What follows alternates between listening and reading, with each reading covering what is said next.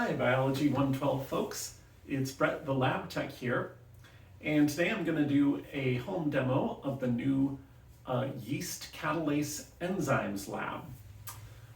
So I think I have everything pretty much set up here. I've got some conical centrifuge tubes that are labeled 0, L, and H, and then 3 more tubes that are just labeled for hydrogen peroxide.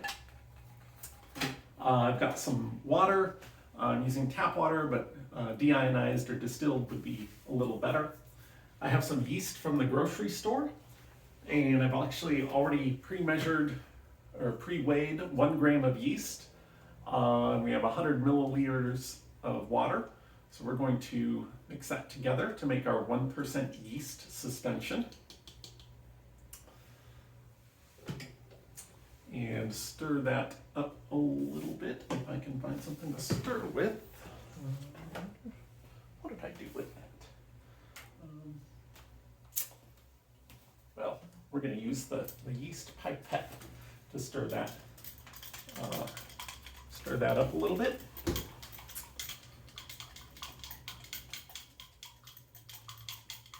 And we just want to suspend the yeast to make a nice slurry that we can use for our experiment.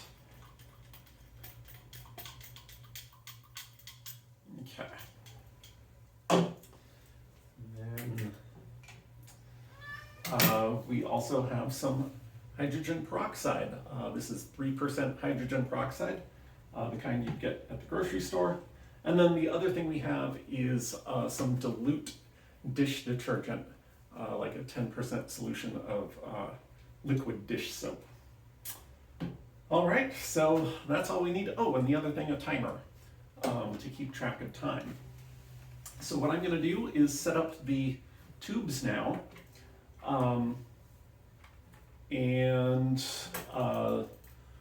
to start by adding water to each of these tubes. So they're going to have different amounts of water because there's different amounts of yeast suspension in each one. The first tube is going to get 2,000 microliters of water. So I have my 1,000 microliter pipette set for 1,000 microliters.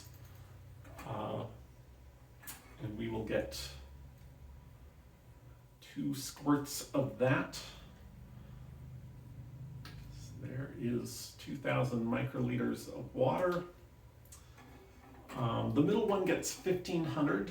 So I'm going to give it 1,000 right now.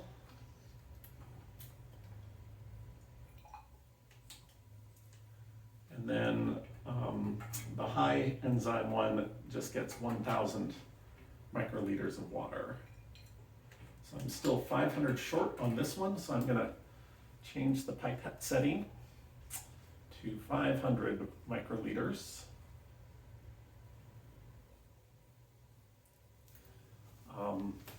So it'll give half of a squirt now, and then we can add that water. Okay, so again, the first tube is going to get no yeast. The L tube is going to be our low amount of yeast, so just 500 microliters of yeast.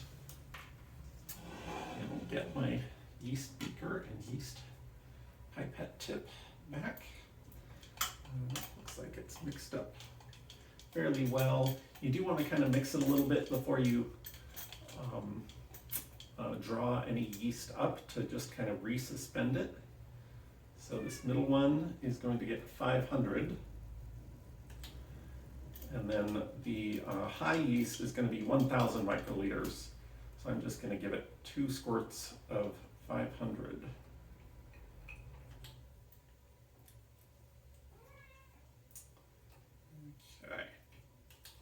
So there we have our yeast set up.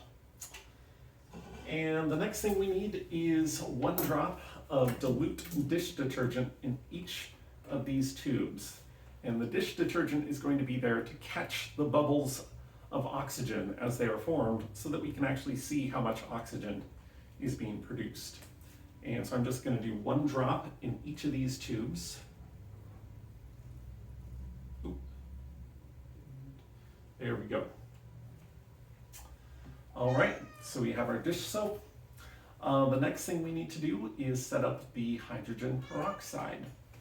So I'm going to change the pipette back to 1,000 microliters. And the hydrogen peroxide is the substrate for this enzyme. So the enzyme we're looking at is Catalase, which is found in a yeast. Yeast is a fungus, it's a living organism. And so it contains catalase, which breaks down hydrogen peroxide into water and oxygen. And that oxygen is really easy to see. So this is what makes this a good experiment for us to run.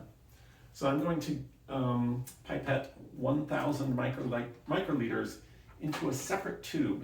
So hydrogen peroxide is the substrate for this enzyme, and as soon as the enzyme and substrate meet, the reaction is going to start. And we want to let things sit for a little bit just to kind of acclimate before we start the experiment. So I'm going to pre-measure the hydrogen peroxide for each of the reactions. And I've got a separate tube labeled for hydrogen peroxide to do that. One for each of the reaction tubes.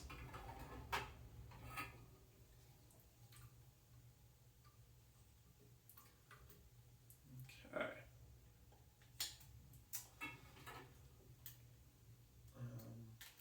So we are pretty much all set. We don't want to start the reactions just yet. I'm going to set a timer for 2 minutes just to let everything kind of acclimate, and I will reposition the camera so we can get a good view of what's going on when we start the reactions. So we'll let that sit, and I'll be back when our time is up. And we're ready to react. All right. We are back and we are ready to start the reaction. So this is kind of tricky. So we've got our reaction mixtures with no yeast, low yeast, so 500 microliters, and high yeast, 1,000 microliters of yeast. And then behind that, we have hydrogen peroxide, 1,000 microliters of hydrogen peroxide. So now we're ready to mix these, and we want to do these as quickly as possible, but also carefully. So I am going to start the timer when the yeast, or when the hydrogen peroxide pours in. And actually, before I do that, I want to make a note that on the back side of each tube are graduations. So right now, you can see that this has 2 milliliters of fluid in it, and there's another milliliter. You can't see the marking because there's no marking that far down, but it's 1,000 microliters, which is 1 milliliter of fluid. So we're going to end up with 3 milliliters of fluid to start with. And then oxygen bubbles, if there's a reaction that occurs, those will get trapped in the soap, and we can read that as it travels its way up the tube. So once we add the hydrogen peroxide, the reaction is starting, right? And I'm actually probably gonna, what I'll do is I'll add the hydrogen peroxide to the 0 tube, and then I'll start the timer when I add the hydrogen peroxide to the low tube, and then as quickly as I can add the hydrogen peroxide to the high tube. So this is something where if you have multiple people working on this, you can designate tasks. Okay, and let's make sure we can see the timer and the tubes. I'm gonna put that in. Okay, so if there's a reaction in the 0 tube, it should be starting now. And then the L tube, that's when I'm gonna start the timer. So, and then as quickly as I can, add that hydrogen peroxide to the H tube. And now we will watch the reaction. So we want to take data every 30 seconds. So at 30 seconds, we'll be ready to read the data for each of the tubes and record it. Okay, we're coming up on 30 seconds. So there's the L tube. And there is the H tube. And the 0 tube has nothing going on. Okay.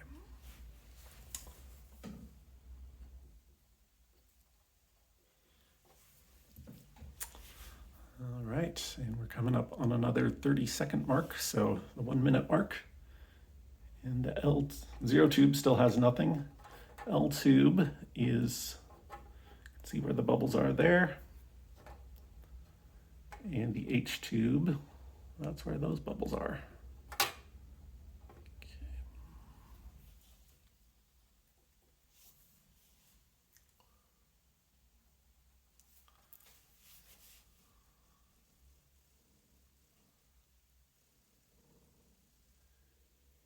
And we're at 1 minute and 30 seconds, 90 seconds, so we can take another reading.